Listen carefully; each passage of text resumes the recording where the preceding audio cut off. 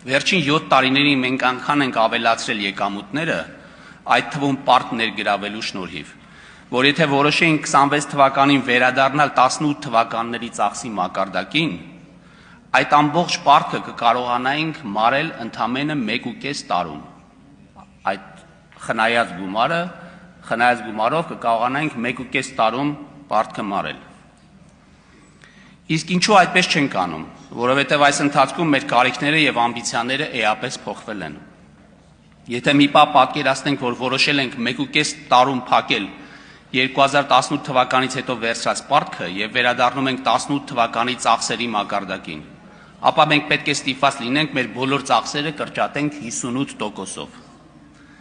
Եթե վերադառնանք 18 թվականի ծախսի մակարդակին, ստիպված պետք է լինենք պաշտպանության ծախսերը կրճատել 429 միլիարդ դրամով կամ շուրջ 65%-ով։ Կրթության ծախսերը 178 միլիարդ դրամով կամ 60%-ով։ Սոցիալական ծախսերը 489 միլիարդ դրամով կամ 54%-ով։ Տնտեսական զարգացման ուղղվող ծախսերը 117 միլիարդ դրամով կամ 50%-ով։ Հիմա ինքներդ որոշեք, մեր պարտքը կառավարելի է եւ արդյոք պետք է այն հենց հիմա վերադարձնել 2018 թվականի մակարդակին։